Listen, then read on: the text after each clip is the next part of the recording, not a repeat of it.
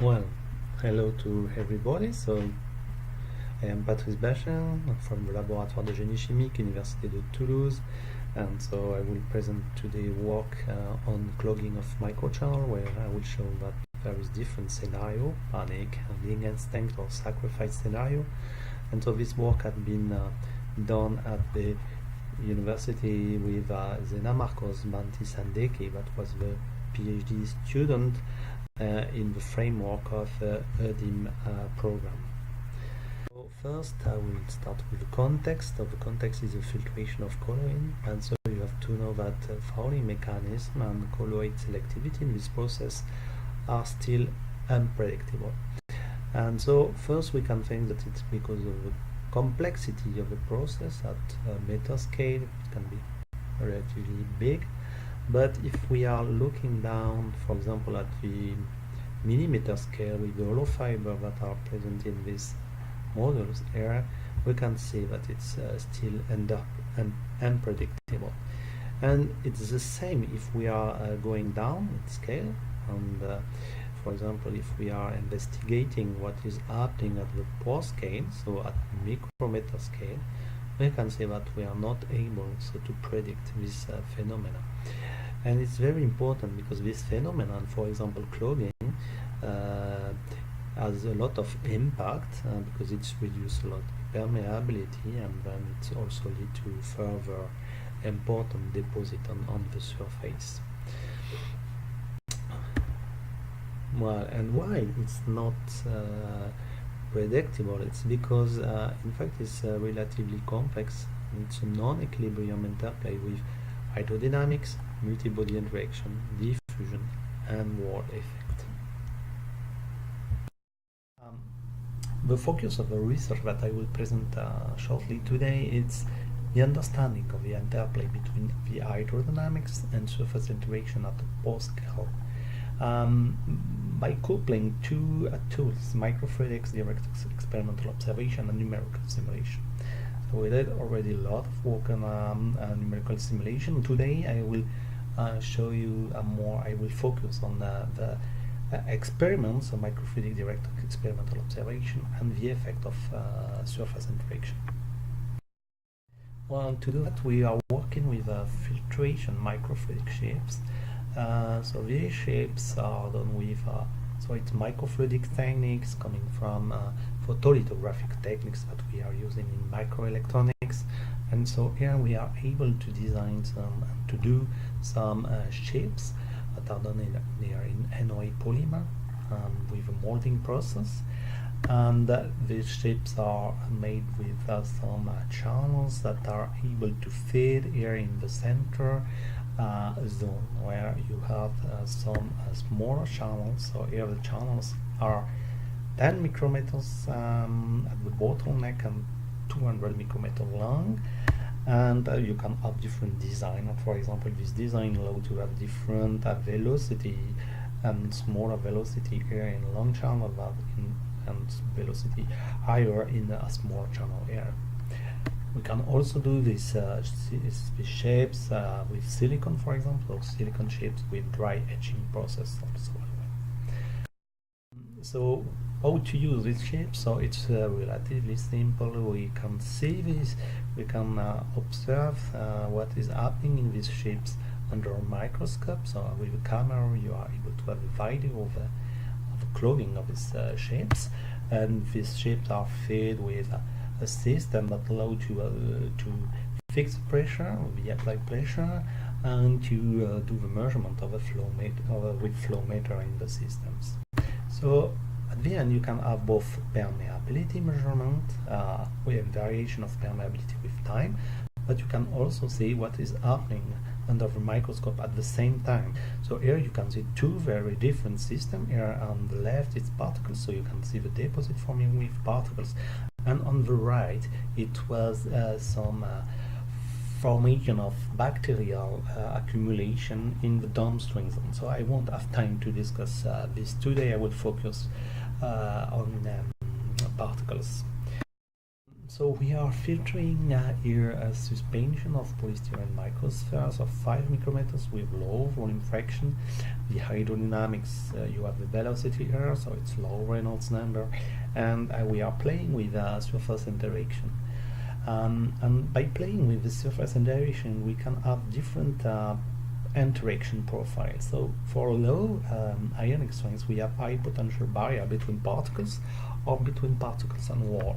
By adding some salts, you can reduce the potential barrier, but you can also form for 10 to minus 2 molar area. By calculation, you can see that you have a significant potential barrier, secondary minimum, sorry, here where particles are able to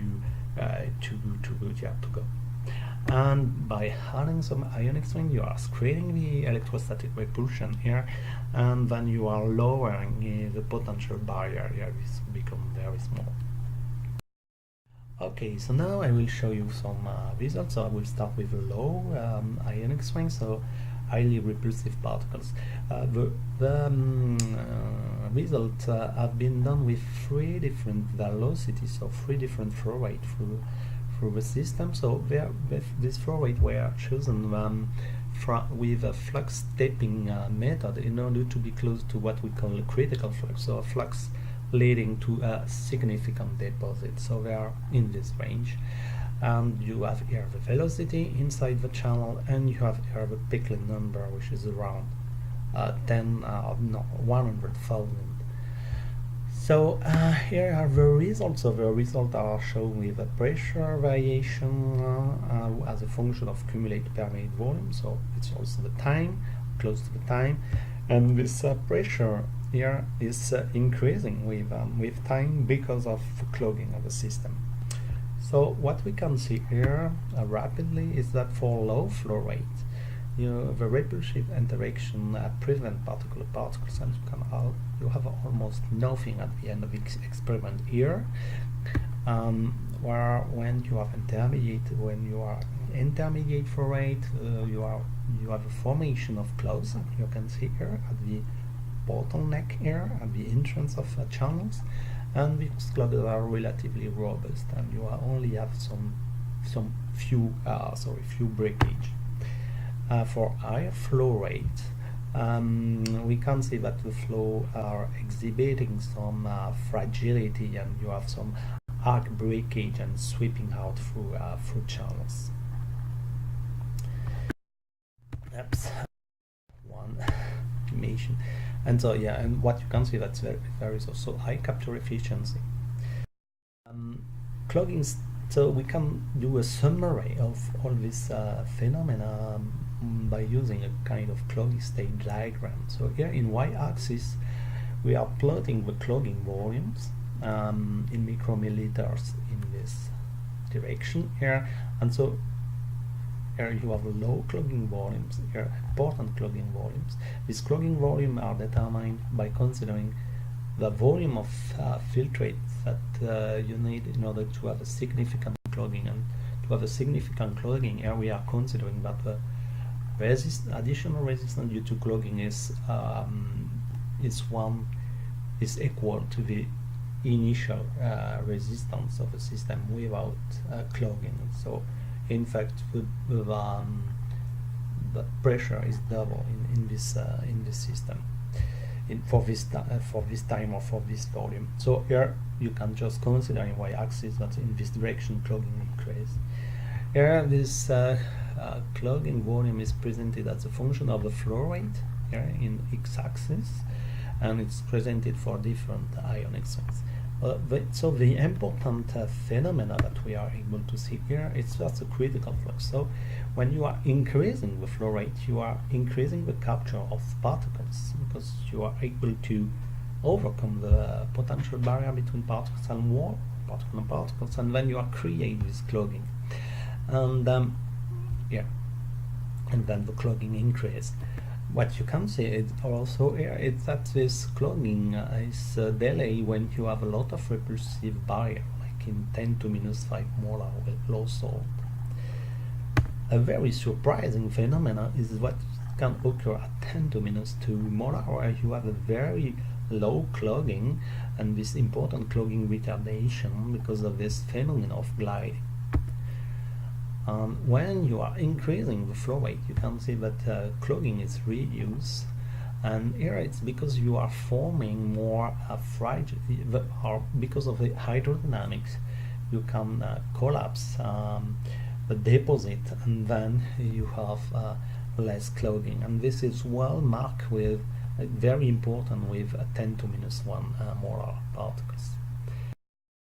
So now I will try to do kind of scenario for this different systems for with different ionic strengths. So in the case of highly repulsive particles, what we can think is that when we are filtering, first we have a liquid phase of particle, but by filtering you are accumulating particle at the pore entrance, and these particles are interacting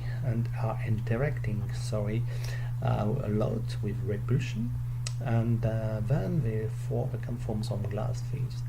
And if you are accumulate a lot of particle with repulsive interaction at the surface, so you can have a kind of pushing effect, and the particle which is close to the pore entrance here can be pushed by the other one, and for critical accumulation this pushing effect can lead to a flow of this particle that can go through the pore.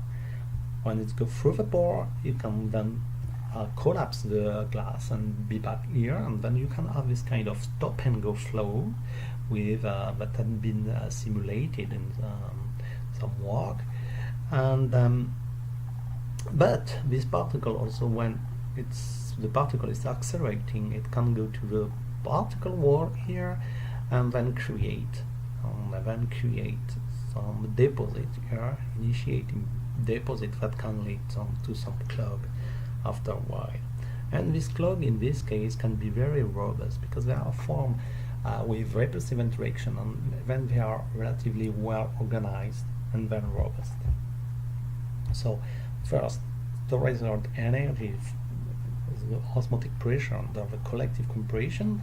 Then you release this energy that can promote some capture with this pushing effect, and you are forming clog and density that are dense and robust.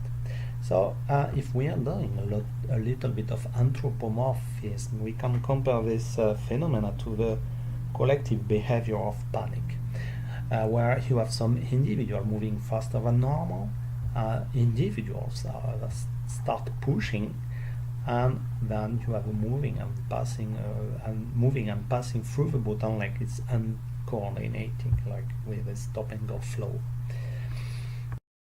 So now, in the case of secondary minimum particles, so in this case we have this specific interaction. Our particles are captured in a secondary minimum, and so they are not directly in contact with the other particles or with the wall. So we can imagine this kind of slippery bonds that have been discussed also in other publication here. And then we have a network of lubricated particles linked by these slippery bonds, and they are slippery because particle can roll one over the other, and so like shear rigid bond that you can have if you have contact with mechanical forces and frictional forces between particles, so it's well different. And so it can lead also to coordinated transport here by pulling effect between particles that are attracted together, and then you can favor the transfer of particles, and so you can have this delay for arcs formation. But after a while you can form some deposit arcs and then deposit. So here this scenario is more like herding instinct. So in the herding instinct is that individual can move at the same velocity and react coherently. So you have a kind of spontaneous ordering of network. You have this kind of pulling effect also between particles or individuals, and then it leads to a coordinated move with individuals that are guided to the exit by attraction with the preceding individual particles. So for low potential barrier now, here we are in a case where we have a lot of capture because the potential barrier is low, and so it's formed some very open or loose clogs at the surface that are then very fragile, and when the flow is changing a little bit, you can break and then collapse these arches and these clogs, and when you can go back to almost clean systems to restart your processes. So here capture efficiency is high, hydrodynamics, ballistic. This aggregation is limited by hydrodynamics, so it's ballistic aggregation. You don't have any ordering or spatial optimization of a capture position, and you form some dendritic and fragile structures. So this is what we can call a sacrifice scenario with high collision efficiency, high fragility, and sacrificial layer. So here in this slide, I'm just giving some element to the comparison of these different scenario, panic scenario, harding instinct, and sacrifice. But I don't have time, and I will go directly to. So the conclusion is that we have to have in mind that clogging is very sensitive to collective interaction effect. So multi-body particle interaction that lead to different scenarios based on this collective effect. So a panic scenario where particles are pushing together, the herding instinct where you can pull, and where you can have this kind of pulling effect and this kind also of slippery interaction between particles, and then the sacrifice scenario where you have a high collision efficiency but you have some fragility, like with a sacrificial layer. We also have to have in mind that hydrodynamic play a very important role on the fragility and for example on the dynamic of clog formation and collapse, and also on the heterogeneity of the clogging that can be very different for one part, 1/1. So clogging is a collective dynamic which is more or less fragile clogging, and so we have to have in mind that the way clogging is seen should be deeply revisited. So I want to thank you for your attention, and I want to acknowledge the support from Europe for the funding of the PhD doctorate. And you can have more information on this publication on Langmuir. And here you have also a nice image of kind of optimized transfer of shape through a gate. So you can see more or less kind of mixed phenomena between herding instinct and panic, because you have a dog here that is looking at the shape. So thank you very much, and if you have any questions.